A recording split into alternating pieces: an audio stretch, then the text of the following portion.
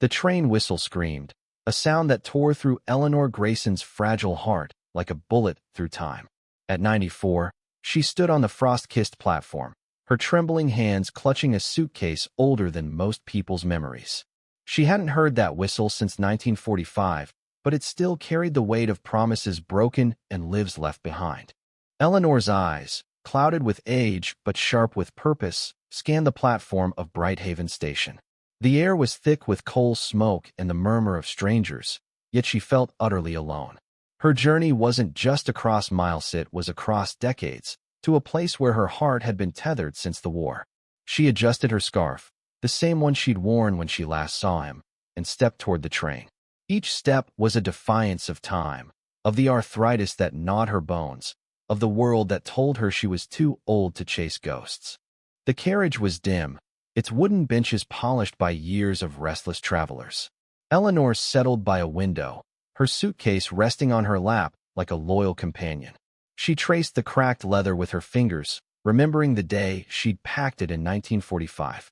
Back then, she was 14, a girl with fire in her veins, sneaking food to resistance fighters in the hills. That's when she met Thomas, 18, fearless, with eyes that held the sky. They'd promised to meet again when the war ended, at this very station, under the clock that no longer ticked. But the war had other plans. Thomas vanished, and Eleanor's life became a tapestry of waiting. As the train lurched forward, the world outside blurred into streaks of gray and green. Eleanor's mind drifted to those wartime days. She remembered the coded letters they'd exchanged, hidden in bread loaves. She remembered his laugh, rough but warm, like a fire on a winter night. Most of all, she remembered the last letter, the one that never arrived. She'd waited at Brighthaven Station for days, until her mother dragged her home, whispering that some promises were meant to break. The train rattled through the countryside, and Eleanor's thoughts were interrupted by a young woman sitting across from her. She was in her 20s, with a sharp bob and a phone glued to her hand. "You traveling far?" the woman asked, her voice casual but curious. Eleanor smiled faintly. "Farther than you'd believe." The woman, whose name was Lila, tilted her head. "Got family waiting for you." "Someone," Eleanor said, her voice barely above a whisper. "I hope." Lila didn't press, but her presence was a strange comfort. Eleanor hadn't expected company, let alone someone who seemed to care. As the hours passed, Lila shared stories of her own, a job she hated, a boyfriend who didn't listen. Eleanor listened, nodding, her heart softening. She hadn't spoken to anyone this way in years.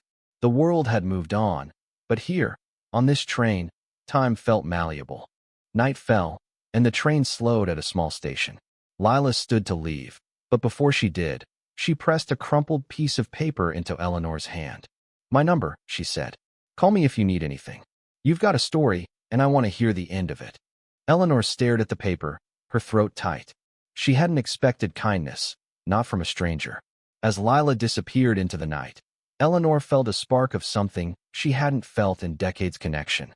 She tucked the paper into her suitcase, next to a faded photograph of Thomas, and the train moved on. The journey stretched into the early hours, and Eleanor's mind wandered to darker corners. What if Thomas wasn't there? What if he'd forgotten her? Or worse, what if he'd died, and she was chasing a shadow? Doubt crept in, cold and heavy, but she pushed it away. She'd waited 80 years for this. She wouldn't stop now. At the next station, an old man boarded, his face weathered like cracked earth. He sat beside Eleanor, his hands folded over a cane. "You look like you're carrying a lifetime," he said, his voice gravelly but kind. Eleanor chuckled softly. "Several." His name was Henry, a retired postman who delivered letters during the war. When Eleanor mentioned Thomas, Henry's eyes lit up. "I carried messages for resistance fighters," he said. "Dangerous work. Lost a lot of good men." He paused, studying her. "You're going to find one of them, aren't you?" Eleanor nodded, her heart racing. Henry's words were a bridge to the past, a reminder that Thomas's world hadn't entirely vanished. They talked for hours, swapping stories of courage and loss. Henry spoke of a letter he'd once delivered, one that never reached its destination because of a bombing. "Some words," he said, "get lost in the chaos. But they're never gone." As dawn broke, Henry reached into his coat and pulled out a small, tarnished locket. Found this years ago, in a pile of undelivered mail, he said. It's got no name, but maybe it's meant for someone like you. Eleanor took the locket, her hands trembling. Inside was a tiny photograph of a young man with sky-blue eyes. Her breath caught. It was Thomas. The locket was warm against her skin, as if it carried his heartbeat. Henry watched her, his eyes soft. Keep it, he said. Some things find their way home. When Henry left at the next stop, Eleanor felt the weight of the locket in her hand. It was a sign, a whisper from fate. She wasn't just chasing a memory, she was closing a circle. The train pressed on, carrying her closer to Brighthaven, closer to the truth. The train's rhythm was a heartbeat, steady and relentless, pulling Eleanor Grayson closer to Brighthaven Station and the promise she'd carried for 80 years. She clutched the locket Henry had given her, its weight anchoring her to a past she could almost touch. Outside, the world was a blur of morning mist, but inside, her memories burned sharp and vivid. Eleanor's mind drifted to 1945, to the last time she'd seen Thomas. They'd stood in a bombed-out barn, rain dripping through the roof, their hands clasped as if the world could end, but their promise wouldn't. When the war's over, he'd said, meet me at Brighthaven. Under the clock. She'd nodded, her heart full of a girl's unshakable faith. But the war ended, and Thomas didn't come. The years that followed were a slow erosion marriage, children, loss, all while the ache of his absence lingered like a bruise. The train slowed, jolting her back to the present. A new passenger boarded, a woman in her 60s with sharp eyes and a worn leather journal in her hands. She introduced herself as Margaret, a historian researching wartime resistance movements. You look like you've seen history, Margaret said, her voice warm but probing. Eleanor hesitated, then spoke of Thomas, of their coded letters, of the promise that had brought her here. Margaret's eyes widened. You're talking about the Brighthaven Network, she said. They were legends smuggling supplies, saving lives. I've read about a Thomas in their ranks. Brave, but reckless. Eleanor's heart stuttered. Reckless how? Margaret opened her journal, revealing pages filled with notes and faded photographs. He took risks others wouldn't. Disappeared after a mission in 45. Some say he was captured. Others say he survived. But she trailed off, her gaze softening. You're hoping he's waiting, aren't you? Eleanor nodded, her throat tight. Margaret's words were a twist of the knife, hope and fear tangled together. But then Margaret did something unexpected. She tore a page from her journal, a map of Brighthaven's old resistance hideouts, and handed it to Eleanor. If he's out there, she said, this might help you find him. The map was a lifeline, a thread to the past. Eleanor traced its lines, her fingers trembling. It marked places she and Thomas had once known, safe houses, secret trails. The idea that he might have survived, that he might be out there, reignited a fire she thought had long gone out. As the train neared Brighthaven, the landscape grew familiar. Fields gave way to the skeletal remains of old factories, their chimneys like sentinels of a forgotten time. Eleanor's chest tightened. She was so close now, but the weight of 80 years pressed against her. What if Thomas had moved on? What if he'd forgotten her? The locket in her hand felt heavier, its photograph a silent question. At the next stop, Margaret stood to leave. Find him, she said, her voice fierce. You've carried this story too long to let it end here. She pressed a small silver pin into Eleanor's hand, a resistance symbol, a star with broken wings. For courage, Margaret said, and then she was gone. Alone again, Eleanor pinned the star to her scarf. It was a small act, but it steadied her. The train's whistle sounded, sharper now, as if it knew the weight of her destination. She opened her suitcase, pulling out the photograph of Thomas she'd carried all these years. It was creased, faded, but his eyes still held the sky. She placed it beside the locket, comparing the two. The images were identical, down to the tilt of his smile. Her heart raced. The locket wasn't just a signet, it was proof. Thomas had been out there, somewhere, carrying her memory as she'd carried his. The train slowed again, and a conductor's voice crackled over the speaker. Next stop, Brighthaven. Eleanor's breath caught. She stood, her legs unsteady but her resolve ironclad. The platform was just ahead, the clock tower looming in her mind's eye. She imagined Thomas there, older now, but with the same fire in his eyes. Or perhaps he wasn't there at all. Either way, she would face it. As the train pulled into Brighthaven, the platform came into view, bathed in the golden light of late afternoon. Eleanor's heart pounded as she scanned the crowd. Faces blurred together, strangers, all of them.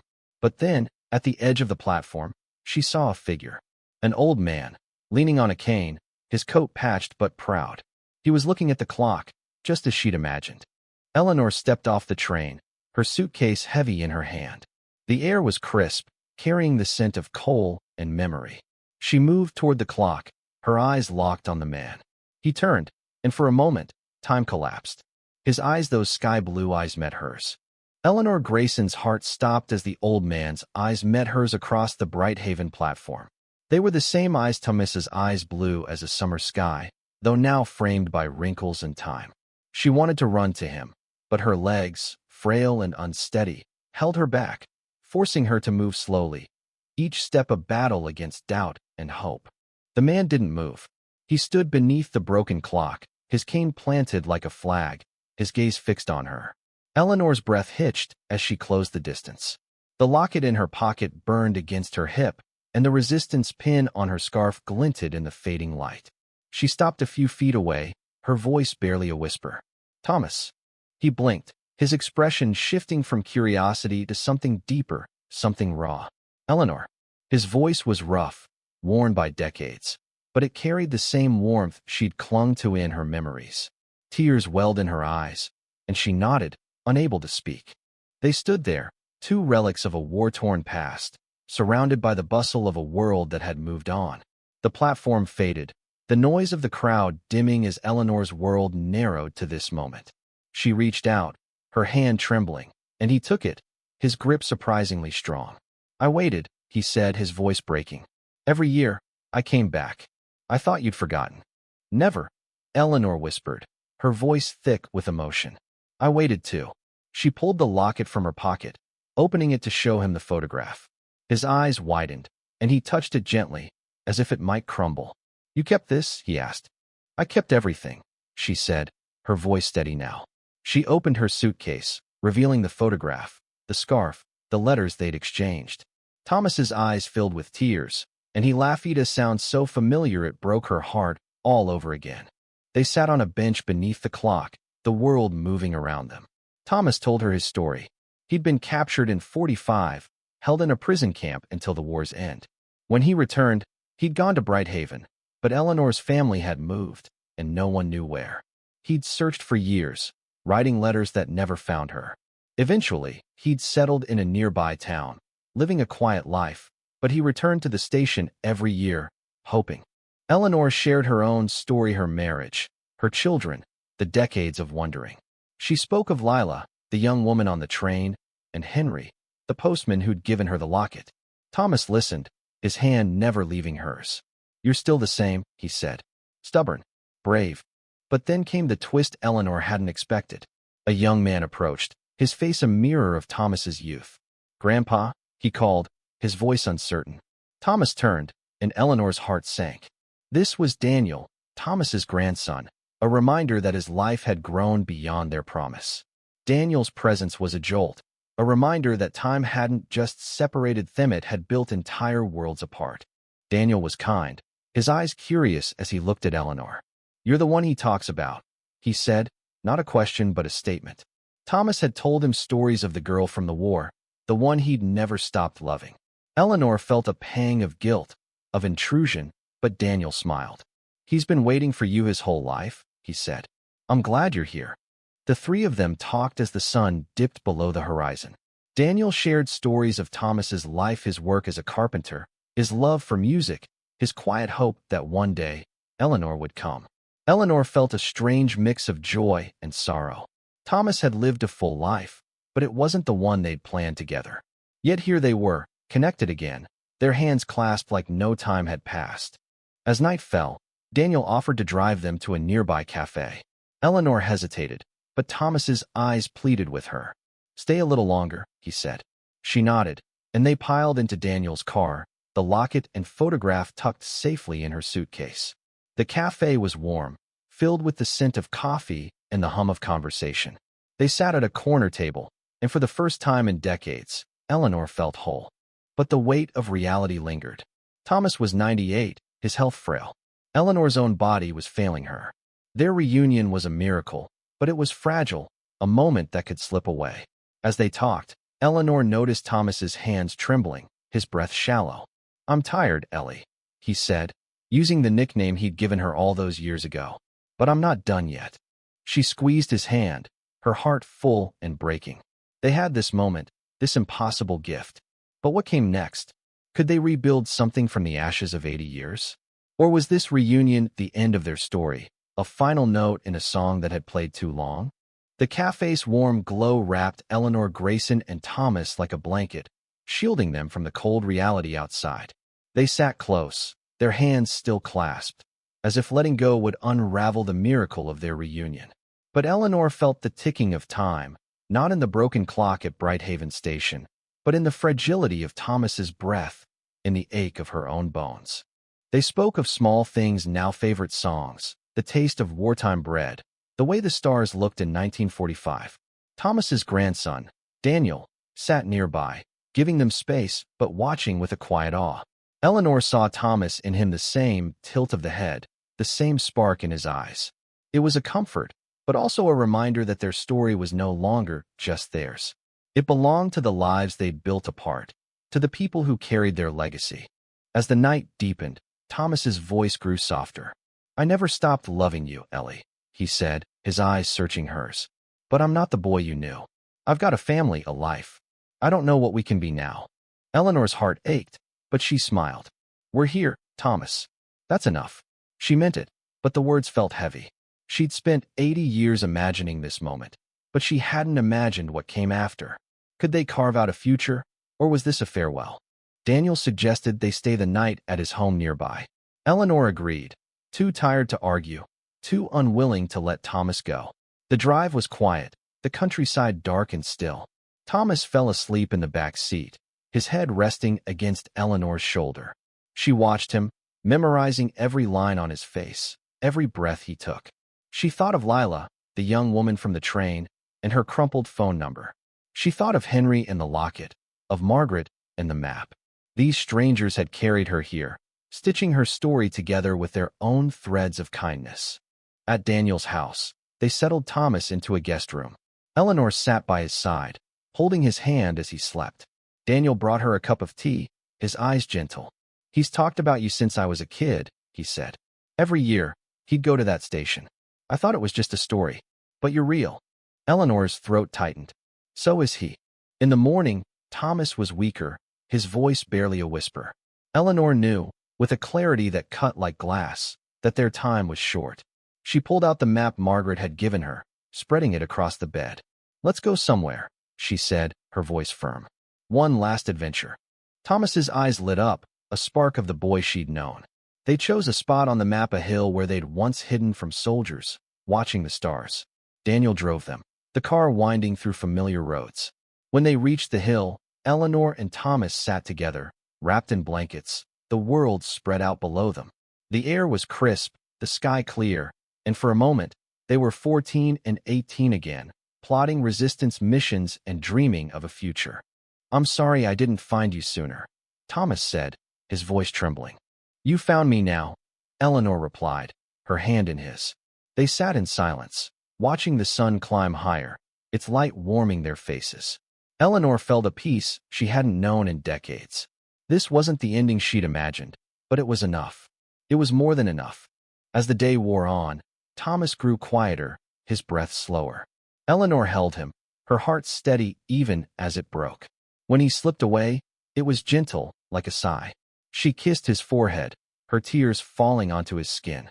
Daniel was there, his own eyes wet, and together they sat, holding the weight of a love that had outlasted time. Eleanor stayed in Brighthaven for a week, helping Daniel with the arrangements. She met Thomas's family, his children, his great-grandchildren. They welcomed her, not as a stranger, but as part of his story. She gave Daniel the locket, the photograph, the letters. "Keep them," she said. "They're yours now." On her last day, Eleanor returned to the station. She stood beneath the broken clock, the platform quiet. She thought of Lila, Henry, Margaret, and Daniel, strangers who'd become part of her journey. She thought of Thomas, his sky-blue eyes, his promise kept. She pulled out Lila's number and dialed it, her voice steady as she spoke. "I found him," she said, "and I'm ready to tell you the story." As she boarded the train home, Eleanor felt lighter. She'd carried Thomas's memory for 80 years, and now she carried his love, not as a weight, but as a gift. The whistle sounded, and the train pulled away, carrying her into a future she hadn't planned, but one she was ready to face.